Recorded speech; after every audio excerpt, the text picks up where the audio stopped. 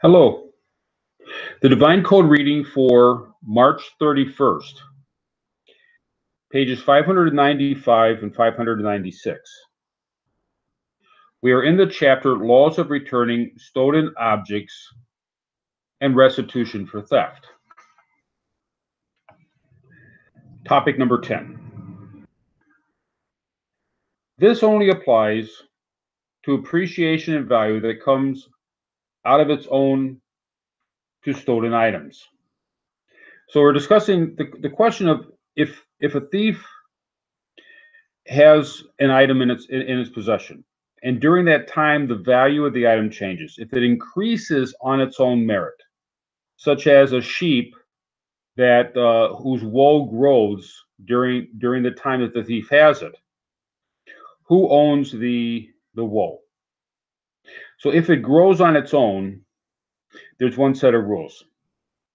And now we're talking about if the appreciation due to the efforts of the thief, that is the appreciation in value through the thief expending money on it. For example, if he fattened the animal, the appreciation of value belongs to the thief, even if the owner did not despair. So, in the case where things happen on their own, a animal becomes pregnant while in the care of the thief, or the wool grows in the care of the thief. These are just natural things that occur, and without any effort on the thief, it just happens. Assuming that the cow is just left in the pasture and becomes pregnant, rather than the thief expending money to rent an ox.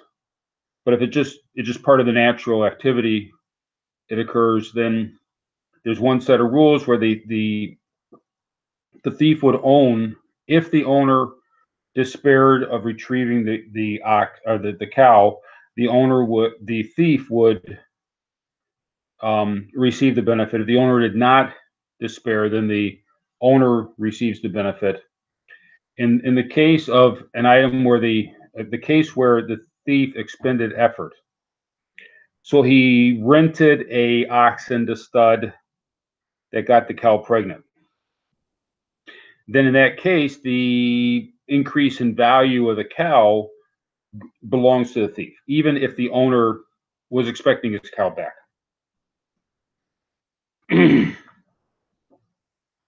For example, he fatted the animal. The appreciation in value belongs to the thief, even if the owner did not despair. When the thief returns the stolen property, he may claim the increased value from the owner.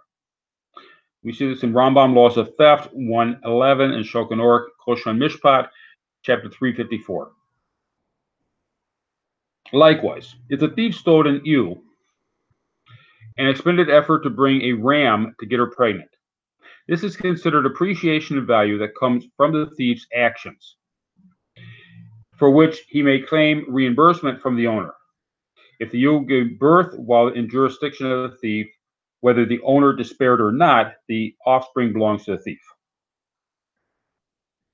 This is clearly the case, even according to Rambam's opinion mentioned in topic 9, since this is not an increase in value that came on its own, but rather through the effort of the thief, who takes the increased value that is due to his efforts.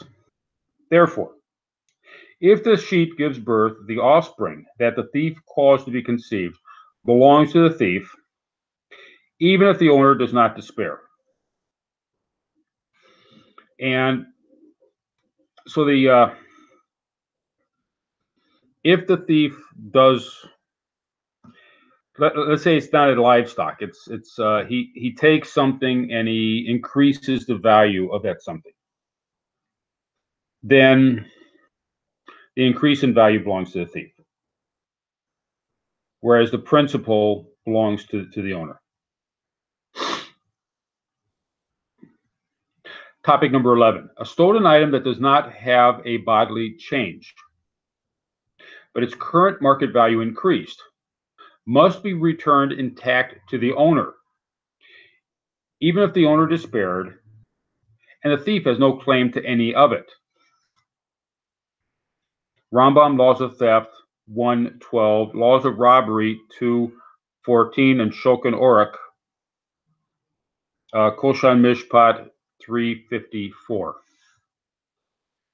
This is not comparable to the increase in intrinsic value that comes from a change in the stolen item itself, such as the offspring or shearings of wool. That was explained in yesterday's reading, by which the thief has an acquisition of the item itself, according to the second opinion there, only of the increase in the intrinsic value, according to the first opinion. In contrast, the increase in market value itself does not constitute any change at all in the object. So if the increase was of a natural, something occurred by nature, such as the sheep whose wool grows during the course of time, the wool grows on a sheep. That's a naturally occurring. And that's one set of rules that was discussed in yesterday's reading. And if it's because of not by nature, but rather something the thief expended effort, such as hiring a ram for studying the sheep and making the sheep pregnant, then the increase belongs to the thief. It is a different set of rules. If the market value of sheep increased, that's got nothing to do with the sheep itself. It's just the market value of sheep increased. It used to be $100 for a sheep, and now it's $110 for a sheep, or possibly $90 for a sheep. The sheep itself has not changed. It's what it is, and therefore the sheep is simply returned. Whether the value went up or down is irrelevant. The sheep is still the sheep, and that's what's returned. And the issue of value is not really relevant at that point.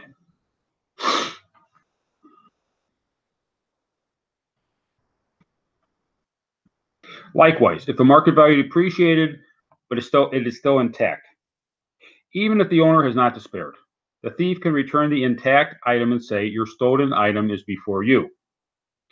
That is the loss of market value belonging to the owner.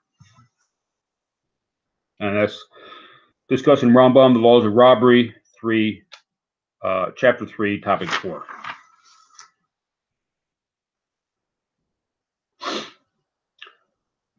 Topic number 12. If one stole an animal and eventually it grew old or weakened in such a way that it cannot regain its original strength, for example, it developed a disease for which there is no cure, or in a similar case of one who stole fruits and afterwards rotted, or wine that afterwards soured, it is considered that the thief stole a vessel and broke it, for he must pay the value at the time of the theft. Likewise, if the object was lost or buried or the like, he must reimburse the owner for the value at the time of the theft. So if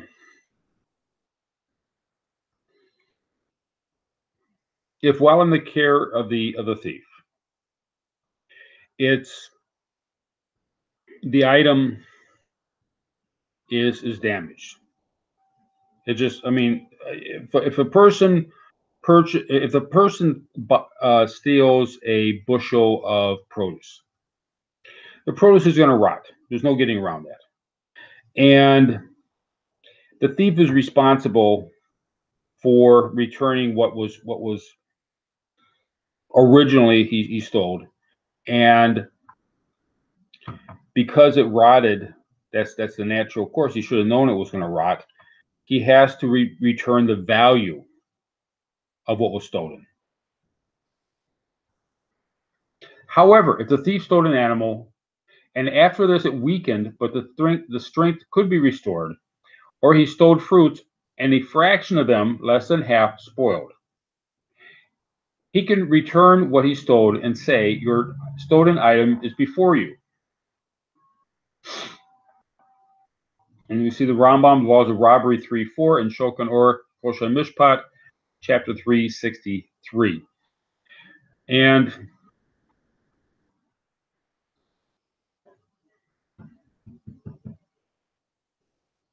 at this point, I'm having difficulty, and I noticed that I wrote at different years on both sides of this paper in this area.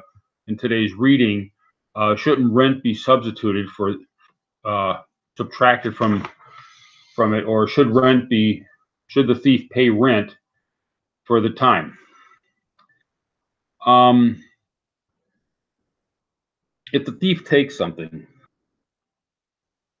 if the thief takes an eel, every day that he has the eel, or every day he has something in his possession, is what could have been charged rent. If the owner had access to it, he could have used it. He could have used the ox. He could have milked a cow. He could have.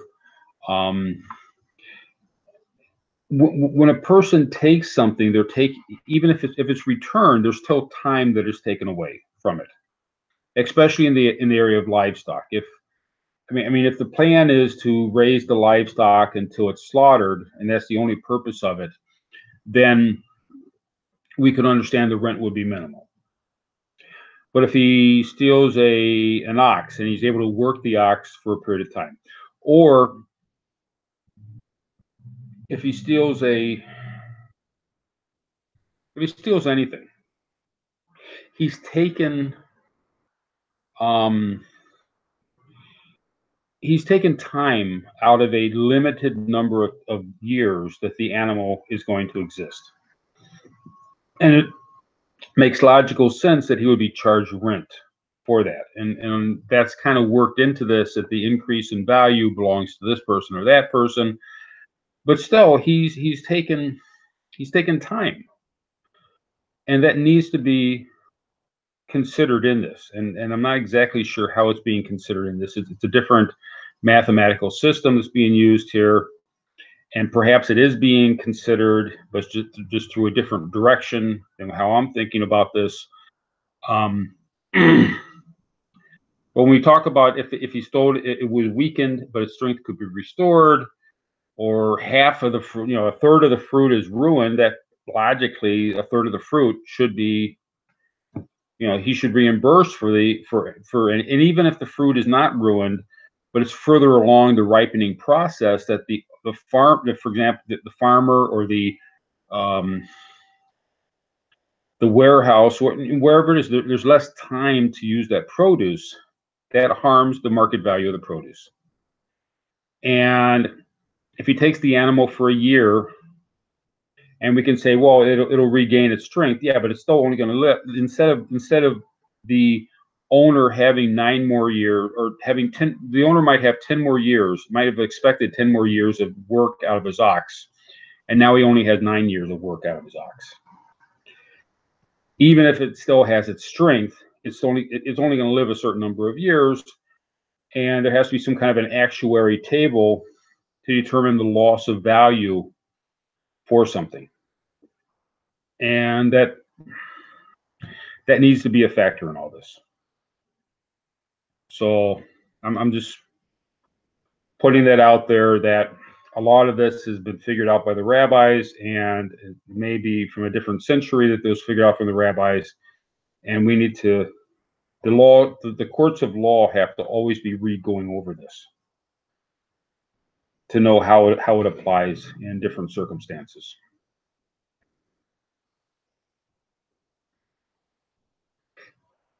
This only applies if the deterioration happens on its own.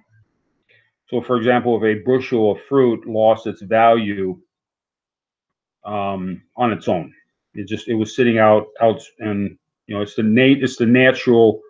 natural activity is to a bushel of fruit is going to lose its value,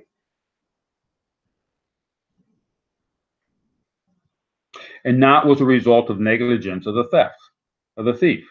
However, if the thief is responsible for the deterioration, he must pay the item's worth at the time of theft, as explained in topic 8, and he cannot say your item is before you. And just simply having it for a period of time might, I would argue, is negligence. Um,